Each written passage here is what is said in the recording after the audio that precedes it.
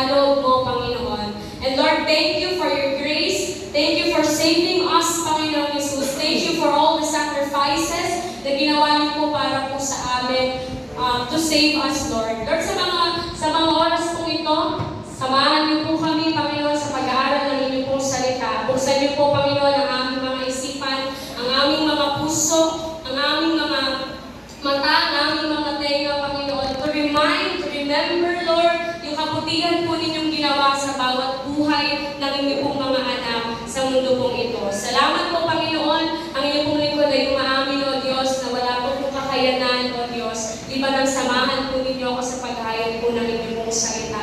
Everything, Lord, na lalabas sa aking labi, Panginoon Jesus, ikaw po ang mag-control, Panginoon, in Jesus' name. In Jesus' name. Ikaw lamang ang maitaas, ikaw lamang ang madakila sa gabi pong ito, at alalahanin, Panginoon, ang inyong pong kabutihan, ang inyong pong wagas na pagmamahal sa bawat isa po sa amin. Sa iyo pong aming mga panalangin, ang inyong pong banal at mga pangyarihang dugo. Ito pong aming samang panalangin sa pangalan ni Jesus. Ang anak ng Diyos ay magsabi na, Amen. Praise God. Hindi po palakpakan natin po yan ating pong Panginoon. Amen.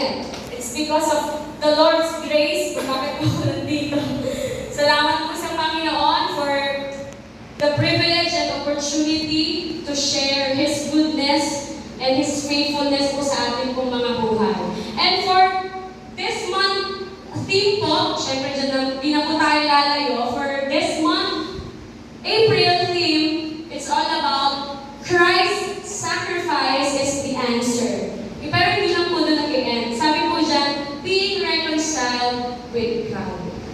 And nung nakita ko po nung parang first week pa lang po ata ng April, nakasin po ako sa second week. Diyan ko agad si Ate Mitch kasi siya yung nakita ko nag-send sa GC. Sabi ko, Ate Mitch, parang hindi ko po kaya kasi parang ang tagal kong hindi na-assign. Sige, Ate Mitch, parang hindi ko kaya. Sabi naman ni Ate Mitch, syempre pag ganyan, di ba? Hindi makipagpalit ka na ng year kay Ate or kung kanino yung pwedeng available. And the Lord reminds me na kailan ka pa susunod or kailan mo pa gusto na sumunod, alam mo kung matanda ka na or bakit anong reason mo, bakit ganun agad yung chat ko kay Ate Mitch. And salamat sa Panginoon for rebuking my mind and my soul and my heart na mag-share ng salita ko ng Panginoon. Hindi ko talaga alam kung paano ako mag-start. Kasi sabi ko, parang masyadong malalim nung, di ba po last Sunday, tinuruan tayo ng pastor, na second service ng dito. And sabi ko parang daming malalim na nakuha natin kay pastor. No? So, doon lang ako nag-base, kasi nag-note ako doon. Nag-base ako doon sa shinare ni pastor. Sabi ko, Lord, parang kompleto recados naman na yung nasabi, na i-share sa atin. Pero ang salita ng Panginoon is fresh talaga every time na surrender your mind, yung pag-iisip mo, yung puso mo sa Panginoon na matuto ka ng mas malalim. So, may mga pinakinggan ako mga preaching, so ma-share sa inyo yung mga nakuha ko. Magagandang bagay talaga sa kanila, sa mga preacher na yun. But, bago tayo lumayo, syempre sa preacher muna natin dito. So, sa mga nakakaalala, second service, no? Ano yung title ni Pastor? Christ sacrifices. Ha? Christ sacrifices. Christ sacrifice. Ano yung nasa naka-quote doon? Ha? Sige ba natin ipapakot? Love and action. Praise God. Talaga, basta nakikinig talaga. Praise God, no? Love in action. So, meron siyang tatlong scenario sa Bible. What are the sacrifices of Christ in action? Talagang literal na physical niyang naramdaman, emotionally niyang na-feel. Ano yung tatlong bagay na yun? Sige nga, meron ba kayong naalala sa tatlong bagay na yun? Parang sinulat ko lang yung kanina eh. Ang dami mga, siguro, talaga doon, tinama talaga natin. First doon, para din naman mahirapan, i-enumerate ko po sa inyo. So, ang title ni Pastor no? Kasi kaya ko pinalikan yun, kaya po ako nag-recap doon sa shinare ni Pastor. Yung points po na ibigay sa akin ng Panginoon to share are I think, connected doon sa tinuro sa akin ni Pastor. So, Yon, Christ sacrifice, love, and action. Ang unang niyang punto, sumasabi doon, what did Jesus sacrifice for us? In the last hour daw ni Jesus, bago siya namatay, what did Jesus sacrifice for us? First, na sinabi ko ni Pastor, yung share niya sa ating scenario or situation nun, the agony in the Garden of Gethsemane. Sabi ko pa nga sa katabi ko, ganyan pala spelling ng Gethsemane. So, natuto din nasa spelling. So, it's more on surrendering everything to God. And yung pinakagusto ko dun na nabitawan ni Pastor na quote is, God's will is greater than our fear. Next po na sinabi niya na sacrifice ni Jesus for us is yung the scourging and mockery. Dali ng scourging, no? Pero ano lang naman sa Tagalog, pang-mungcha, parang ganun lang yung synonym niya sa Tagalog, no? Pang-pabastos, no? Kung ano-ano mga masasamang bagay, salita na binato sa ating Panginoon Jesus. The third one is the crucifixion, which is Jesus died on the cross. Grabe yung pagpapahirap, diba? Daming picture kung napanood pa natin. So sa Holy Week, marami sa TV nyo, sa social media, maraming mga lalabas dyan, mga scene na ginawa, no, dun sa Passion of the Christ. And sobrang, ewan ko lang, no, niremind lang ako ng Panginoon, tuwing April lang ba natin dapat ay alalahanin? No, amen. No? Every day, yung Passion of the Christ, how Jesus sacrifices His life for us, how God the Father sacrifices His only Son for us to be saved. Dapat every day po natin siya, kahit na every minute or every second, so naaalala natin siya at inaalala po natin siya. Amen po ba? Amen. So, you know, these sufferings of God, these sacrifices of God, ni-remind po ko ng Panginoon na truly God is, alam mo yun, gaano kalawak, no, how wide, how long, how high, how deep the love of God for us. And, piruin mo yun, no? I-humble Himself, yung pagiging Diyos niya, inalis niya muna yun, nagkatawang tao siya, no, nakisama, nag-share ng salita ng Panginoon, nag-share ng encouragement, nag-share ng mga miracles, nag-share ng mga kamanghamanghang bagay sa maraming tao. And ganun lang pala yung gagawin sa Kanya. So alam naman, di kasi natin kayang tapatan kung ano yung nasa isip ng ating Panginoon. But I know that is plan. Naniniwala po kayong plan na Panginoon. Amen. Amen. No, kasi nakikita niya yung tao namumuhay sa kasalanan. And yun, sobrang natouch talaga ako doon na, oh man, no? Sabi ko, Lord, ang dami kong pagkakasala na, ang dami kong araw, ang daming minuto, ang daming segundo na hindi ko inalala yung pagmamahal at sakripisyo na nagawa mo for me. Kasi yung salvation na binigay ng Lord, yung pagliligtas na hindi naman yan by group eh. All over the world, lahat ng nilikha niya na hinihinga, which is us, no? Personal na niligtas tayo ng Panginoon. Every stripe, di ba? We are healed. Bawat hampas, yun yung kasalanan na nagawa natin. I think kulang pa. Kulang pa yung hampas na yun kasi sobrang dami ng tao, sobrang ganun din karaming kasalanan. Tapos ganun yung ginawa sa ating Panginoon. So, yun. The cross, where He died, symbolizes God's endless love for us. Amen po ba? Here, yung cross na to, nagsisymbolize lang yan na kung gaano kawalang hanggan ang pagmamahal ng Panginoon sa atin. Amen po? Amen. Do you believe in that po? Na yung cross na yan, hindi lang basta cross. If you feel it, and kung alam talaga natin kung ano yung sinisimulan ng cross na to, maiiyak na lang talaga tayo. Personally talaga, habang inaaral ko tayo, sabi ko kay ating hindi ako mga kapatid na lang talaga. Kasi ako nung pinuntahan ng What Image, nakikinig pa ako ng hindi pa tapos yung points ko talaga. Tsaka, ang dami pang trabaho nun. So, hindi ko alam kung kailan ako nag-start na mag-saliksik na natapos lang yung puntos after ni Pastor mag-preach ng second service. Doon ako medyo nakausad doon sa gagawin ko. And that cross reminded me na kahit gaano tayo makasalanan, He's there for us to save us. Amen po ba? Amen. Nahiyak talaga. Kasi naman doon ang bait ng Panginoon. Amen? Kung meron ka sa ating nagkasala, di ba parang ang hirap? Ang hirap patawarin. Kunwari, nagsinungaling na siya sa'yo, niloko ka lang niya, or something na ninakawan ka. Di ba, manakawan ka nga lang, ang tawag ko? Basta yung mga maraming masasamang bagay, no? Sasabi ko nga sa social media, yung mga video na doon, puro na adi, puro na patayan, puro na road rage, no? Yung mga awayan.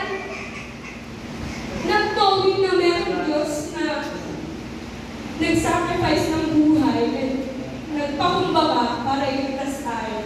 Ganun kabuti ang Panginoon na lahat tayo nag-beneficio talaga. Amen? So, yun. Ano pa ba? Sorry, yun. Yun. Yung cross, nag-symbolize siya na God sent His love for us. So, let us all be reminded that we are really, really loved by God to the point na He took our deserved punishment. Amen po. Mga po, ang kabayaran ng kasalanan ay yun, dumating. Ganun niya tayo mamahal na kinuha or inangkin niya yung deserve nating punishment na dapat sa atin yun. No? Like what Romans 3:23, for everyone has sinned, we all fall short of God's glorious standard.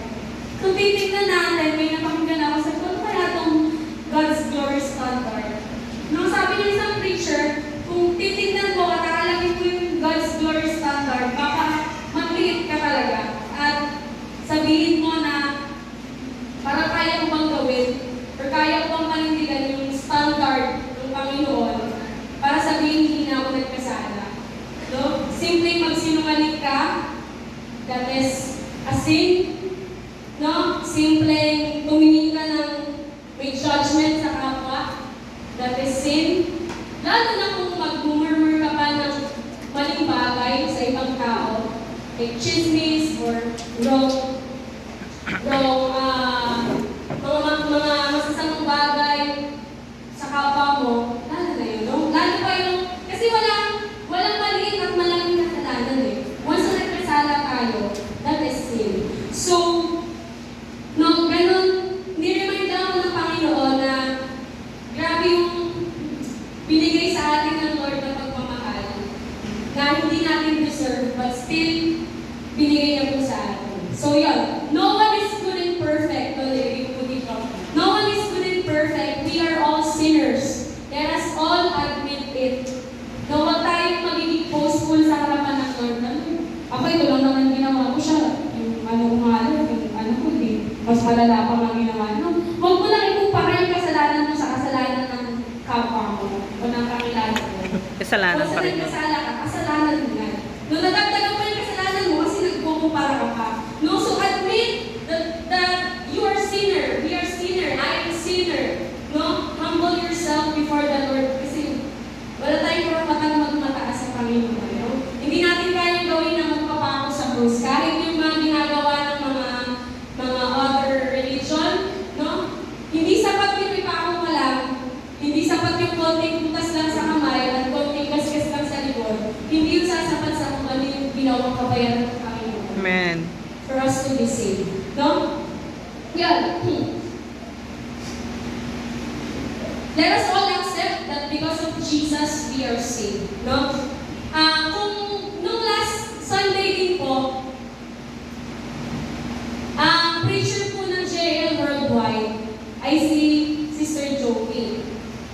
So, pinakinggan ko rin po yun from the start. No? Kasi pag sa YouTube po, pwede po ninyo gawin yan. wala naman po kayo ginagawa, pag naghuhugas, nagluluto, pag i-play nyo lang po yan, no? Ang title po ng kanyang tinuro is all about Jesus, the ultimate substitute. Ang ganda mo, no? Yung sabi ko, grabe yung wisdom na binibigay ng Panginoon sa mga lingkod niya talaga, no? Binibigay, naisip niya yung word na substitute. Nakikita ko lang pag sa mga teacher, pa-substitute, pag absent yung teacher, no? Pag sa church, wala yung naka-assign, pa-substitute, no? Ako muna. No, sa basketball, substitution, no? Papalitan ng player. And ang ganda nung key scripture niya, which is yung story na pag pinagpipilian na si Barrabas at si Jesus, no? Kung sino yung i-crucify or kung sino yung palalayain. Ang narinig ko na siya lagi, yung story na yun sa mga preacher natin. Narinig ko na, nababasa na rin.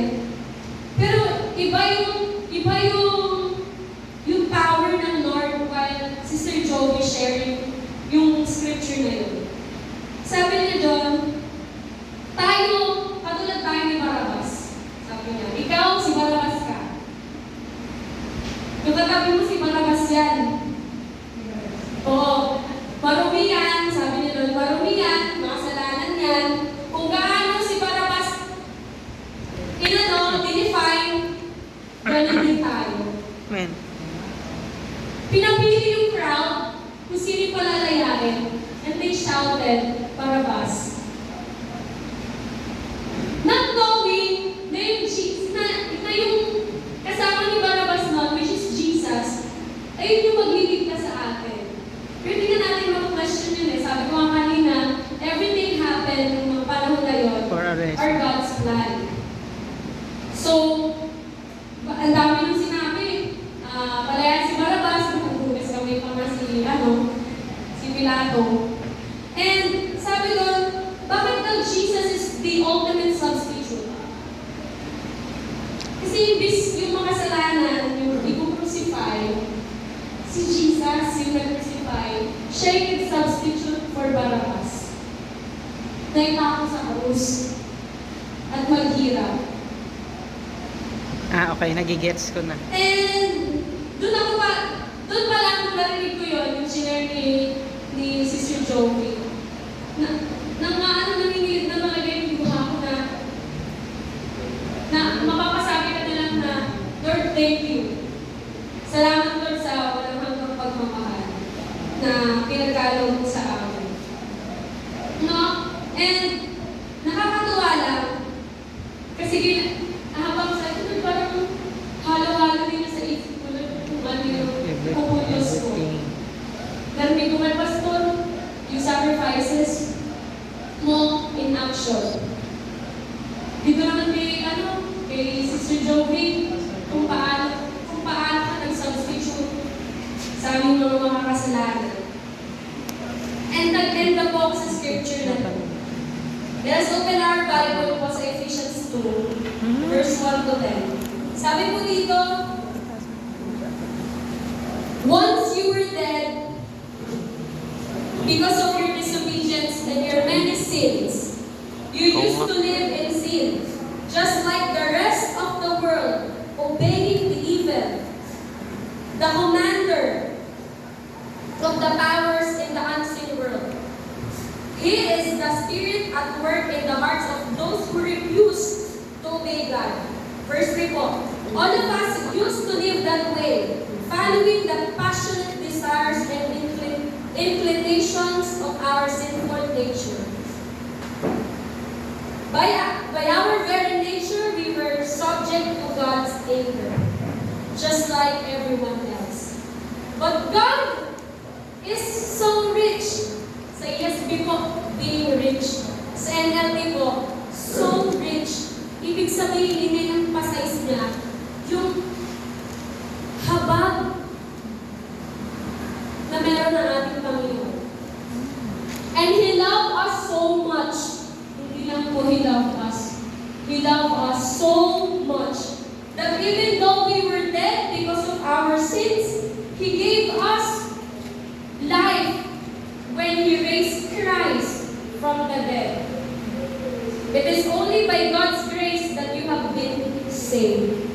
He raised us from the dead along with Christ and seated us with Him in the heavenly realms because we are united with Christ Jesus. Verse 7 po. So God can point to us in all future ages as example of the incredible wealth of His grace and kindness toward us, as shown in all He has done for us who are united with Christ Jesus. Verse 8 po. God saved you by His grace. Sabi mo sa katabi mo, God saved you by His grace. God save you by His grace. Amen. And you can take credit for this. It is a gift from God.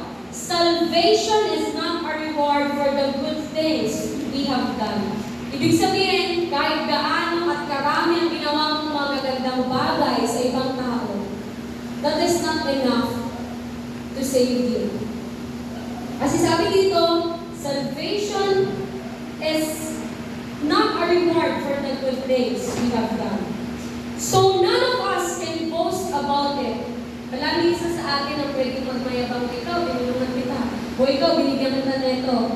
O ikaw, nakakuha ka ng patago ni Ninong. O ikaw, si Ninong mabait niya kasi ang dami niyong nabigyan. O ikaw, ang dami mong natulungan. No. You cannot credit it para sabihin mo at i-declare mo sa sarili mo that you are saved. For we are God's masterpiece. He has created us anew in Christ Jesus so we can do the good things He planned for us long ago. Ulitin ko lang po so we can do the good things He planned for us long ago. Long ago, it means nangyari na yung mga bagay na yon, nangyayari yung mga bagay sa kasalukuyan, it is God's plan. Long ago. Created us anew in Christ Jesus so we can do the good things He planned for us. Purihin po ang Panginoon sa pagkakabasa po ng kanyang mga salita. Amen. Now that we know and reminded of how Christ sacrificed for us in action, like what we learned sa share po ni Pastor. Now, let us all remember the benefits of the sacrifices of Jesus Christ for us. So, kung isi-search nyo po sa internet, napakaraming benepisyo yung ginawang sakripisyo ng ating Panginoong Jesus sa atin. But I just want to share with you these 3 things or 3 points. Kasi sabi ko, sobrang dami nito nun, makabutin kami ng Saturday dito. So, 3 bagay yung binigay sa akin ng Panginoon to sum up them or para pag-isahin din yung mga benefits of the sacrifices of Jesus Christ to us. First thing, unang benepisyo na naranasan natin, kasi we know naman that every one of us are believer. Amen? Tinanggap na natin ang Panginoon bilang Diyos at naging tagapagligtas. Amen? Amen. Amen. So, this is, declaration na. We experience God's transformative power. We experience the transformation from the Lord. Sabi mo sa 2 Corinthians 5:17, therefore, if anyone is in Christ, he is now creation. The old has passed away. Behold, the new has come. Those sacrifices of Jesus Christ on the cross, isa sa mga nakuha nating benepisyo is yung transformation. God's transformative power to us. And nakakatuwa lang kasi Jesus redeemed us because of His sacrifices. Jesus revived us. Jesus transformed us. Jesus changed us from sinner. He washed our sin away and transformed us. Sino po dito yung nakaranas ng transformation from the Lord?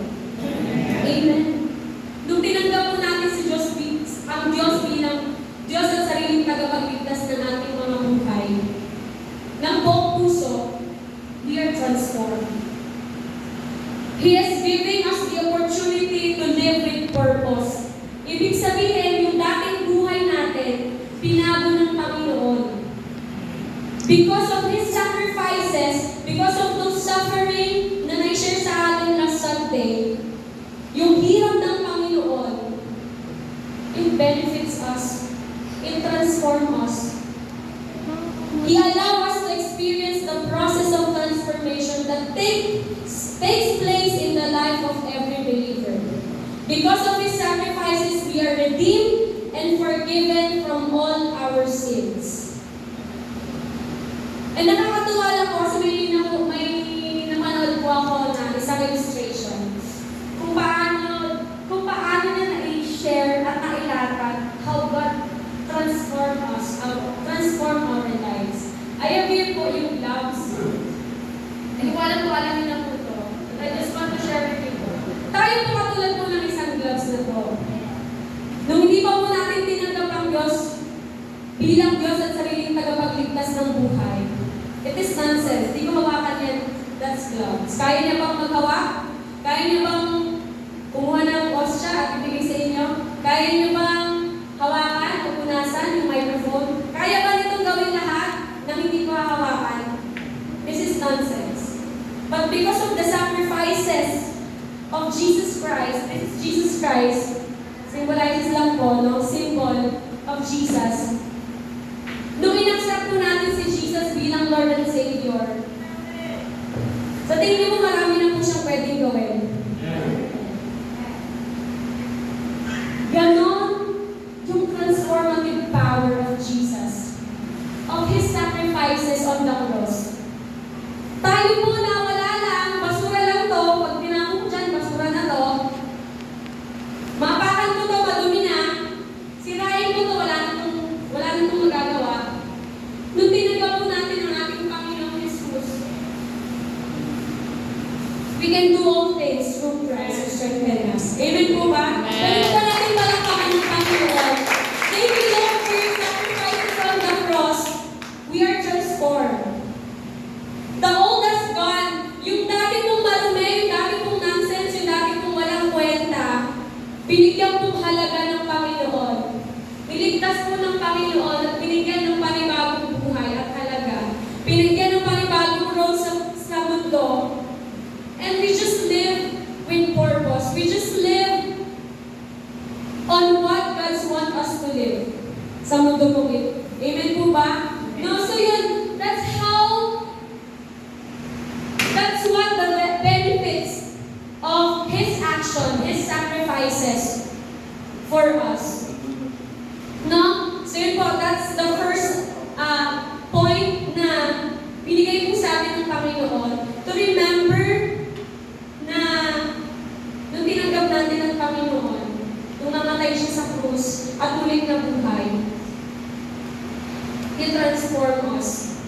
He gave us yung power na tumating sa punto na ipaprocess tayo na baguhin at binago ng Panginoon. Amen po? So yun, next thing po, 8 tao ba? 8 o 5. Next benefit na nakuha po natin sa pagbibigay ng buhay ni Jesus Christ for us and for all of His sacrifices is we once again reconciled with God. Sabihin niyo nga po, reconcile. Reconcile. Yung sa theme verse po natin, nakalagay po dun sa lower part, being reconciled with God. Kaya po siya din nilagay dito. Kasi totoo naman eh. Because of those sacrifices, naging way si Jesus para tayo bilang mga makasalanan ay muling ma-reconcile yung relationship natin sa Diyos Ama. Just want to share with you po itong verse na to. Sa Isaiah 59 verse 1, 2. Sabi po dito, doon na po, verse 2 lang eh. Hindi po bubuo yun kung walang verse 1. Ika po. Yan. Chapter 59 po. Yan. To. Verse 1, listen! The Lord's arm is not too big to save you, nor is His ear too deaf to hear you call. Hindi daw po mahina ang mga braso ng Panginoon to save us, nor His ear too deaf. Hindi ikabubing niyang Panginoon para pakinggan tayo. But it is your sins that have cut you off from God. Because of your sins, He has turned away and will not listen anymore. Because of our sin, nagkaroon po ng barrier between you and God the Father. Because of our sin. Sabi niya daw, sakit naman nun na, gago na, hindi na daw tayo na papakinggan. No? Hindi na tayo nakakabot ng Panginoon because of our sin. Sabi na daw, it is your sins that have cut you off from God. Because of your sins, He has turned away and will not listen to you anymore. So yung kasalanan pala natin, kung i-relate natin siya sa kasalukuyan, kapag nagkasala tayo, never na pala tayong pakikinggan ng Panginoon. But because of the sacrifices of Jesus Christ, we experience reconciliation with God the Father. Because of the sacrifices of Jesus Christ, He gave us, which is Jesus, He gave us the access to God. So Jesus is the way, the truth, and the life. No one can come to the Father except through Him. Amen po? Ibig sabihin, naging tulay. No? Naging tulay ang mga sakripisyo ng Panginoon, ang pagliligtas ni Jesus Christ for us to be once again reconciled with God. Nang ganda lang nung isa pang kong ni Pastor ng Indo. The cross was the bridge Jesus built to bring us back to God. Ang lupit ng Panginoon, nakaka-amaze talaga kung gaano yung pagmamahal ng Panginoon sa creation niya, which is us.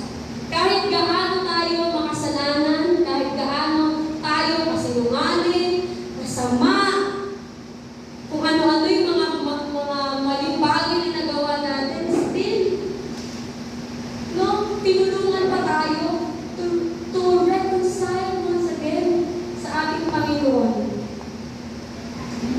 No? April's theme, hindi po natin being reconciled with God. Reconciled means to restore a relationship. Sa mag-asawa po, no, kapag, di ba, kayo may divorce, no, ay hindi pala divorce, wala pala tayong divorce. Ano nga yun? Ayun, annulment. Kaya ayaw natin ng divorce, kasi divorce, pang madalian yan. Kung gusto mong palitan yung asawa mo, kiri-kiri yan. Agad-agad. Kaya tayo nagkakaroon ng process of annulment. It is because gusto pa natin magkaroon ng reconciliation. Makapag-usap kayo yung dalawang mag-asawa at maayos at mabuhay ng kanilang pamilya. That's why we are against sa divorce. Kasi kapag yung divorce na paitatag sa Pilipinas, ngayon na walang divorce, kaya-kaya na magpalit agad eh. What more pa? Magsasiyan ka lang palang magpakasal kung, di ba? Kung kaya naman palang i-divorce agad-agad. No? That is the power of reconciliation. Yung sakripisyo na binigay sa atin ng Panginoon, yun yung nag-benefit sa atin. Yung na-reconcile muli tayo sa ating Diyos Ama. Yung dating malayo, yung dating hindi na kaya kumonek sa Diyos because of our sins. Binayaran ng Panginoon lahat ng kasalanan na yun for us to reconcile with God once again. No, nakaka-amaze talaga kung gaano tayo mamahal ng Panginoon.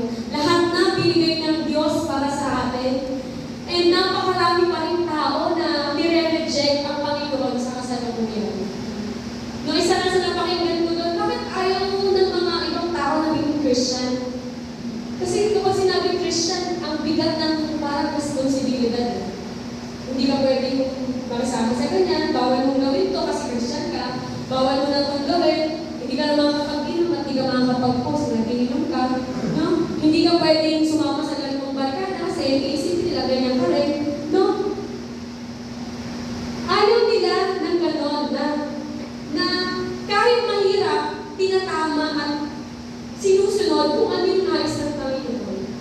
And thanks be to God, kasi naging Christian alam natin kung paano mag-stand sa tama at sa mag-stand na hindi gawin ang mali. Because of the sacrifices of God, we are reconciled. Because of the sacrifices of Jesus, we are reconciled with God. Ang sarap lang talaga sa pakiramdam. Habang inaaral ko po ito, thank you Lord palagi, and napapaiyak. Babalikan ko ulit na dapat pala araw-araw. Inaalala natin yung mga sakripisyo na ginawa ng Panginoong Jesus para sa atin. And once we remember, and we are reminded sa lahat ng sakripisyo ng Diyos, mahihirapan tayong gumawa ng kasalanan. Amen? Kasi pag tinignan mo yung isang temptation pa lang pag kinagat mo na, kasalanan na yun. So kung nandun ka sa sitwasyon na you were being so tempted, pilitin mo yung sarili mo na i-remind kung ano yung ginawa ng Panginoong Jesus para iligtas tayo mula sa kasalanan. Amen? Mabuti na lang po, sobrang bait pa talaga ng Panginoon. Kasi sabi niya, if we confess our sins, He is faithful and just to forgive us. Pero kung yung rule ng katulad dati, na binasa natin sa Isaiah, yung kasalanan ay mapapalayo at magkakaroon ng barrier between you and God. Parang hirap mo ngayon. Baka walang pagpapala ang matatanggap natin because we are so sinner and we are sobrang makasalanan po natin. Admit that. Lagi po natin i-admit yan, huwag tayong maging mapagmataas sa harap ng Panginoon. Iniisip, dati ko nung bata pa ako, siguro mga edad ko ako ni Enoch. May nag-share po sa amin sa church din sa Micanaan. Sabi niya, hindi ka ng tawad, isipin mo daw yung kasalanan. Siyempre, bata po ako nun. Ano sa isip ko, wala naman yung kasalanan no? Pero ngayon hindi po tayo bata para hindi maisip na wala tayong kasalanan. Acceptable kasi hindi pa yun limited pa ang pagkalawak ng isip ng bata. But tayo, we are mature. Amen? Maliit at malaking kasalanan or big deal na kasalanan or maliit na kasalanan, accept na tayo ay nagkasala sa harapan ng Panginoon. So, He's faithful and just. Huwag lang natin masyadong gawin din sa panalangin na kasi iba rin yun. Iba ang repent sa remorse. Amen? So, yun sa atin yun. So, yun. We experience reconciliation with God. Through His sacrifice, Jesus opened the way for us to come to the Father. And once we accept the gift that He offered, which is ano po yung gift na ino-offer? Eternal life. Amen. We can enjoy eternal life and a restored relationship with the Father. Ito pong binabasa ko, nakuha ko po yan sa Facebook page ng Jesus is Lord Church. Sabi ko, ito palang yung konting exhortation lang nila nung parang nakakapagpabago na ng isip ng tao. That's how God gave wisdom and power doon sa naglagay doon sa Facebook page na yun. And truly that Jesus is Lord over Jesus Lord Church. Amen? Simple, no? Jesus became the way to reconciliation both with God and us through His life, death, and resurrection.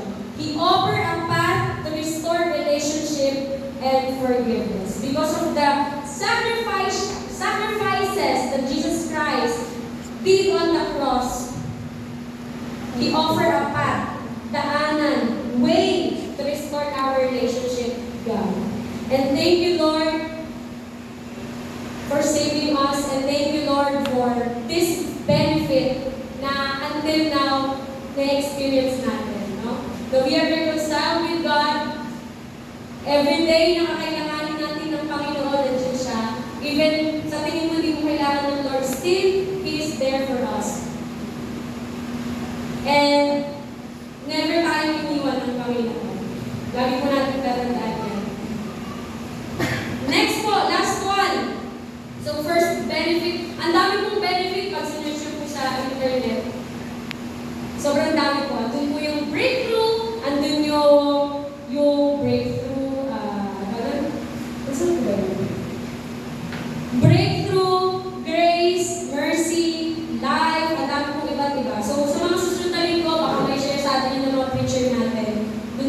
natin ano yun. But let us focus po sa tatlong bagay na to. Sa benefits sa tatlong bagay na to. First po ulit, God's transformative power, which is transformation. Second, reconciliation with God. And the final benefit and the ultimate benefit that Jesus did for us because of His sacrifices is He gave us the ultimate salvation. Sabi nga sa katabi natin, ultimate salvation. Ultimate salvation. For God so loved the world that He gave His only Son, that whoever believe in Him should not perish but have eternal life. Nakakatuwa lang dahil this ultimate salvation na binigay sa atin ng Panginoon ay natanggap na po natin. Amen po? And we are ready for eternal life. Amen po? Parang hina. You're not ready pa? Di ba po kayo ready doon sa eternity? Nung habang sinusulat ko ito, parang excited na ako, Lord. Gusto ko na pong ma-experience itong eternal life na pinangako mo po sa atin. Yung sinakripisyo mo, Lord, dahil tinanggap na kita bilang Diyos at sariling tagapagligtas. Help me. Ang prayer ko na lang habang sinusunod ko, Lord, tulungan mo akong masustain, sumunod, at gawin yung mga nais mo na gawin ko. Para hindi na muli ako bumalik sa dati kong buhay. Kasi yung promise ng Lord, nandiyan na siya. Kailangan natin i-accept at lakaran at isapamuhay kung ano po yung salita ng ating Panginoon at pangako niya sa atin. No? To be more detailed. From first, humanity is separated from God due to our sin, leading to spiritual death and eternal punishment. And the solution for this? God, through His love, He sent Jesus to atone for humanity's sins. Jesus' role, ano daw po yung role ni Jesus? Jesus' death on the cross and subsequent resurrection are seen as the ultimate sacrifice that atones for the sins of the world, providing the path to reconciliation, which is our number 2, with God.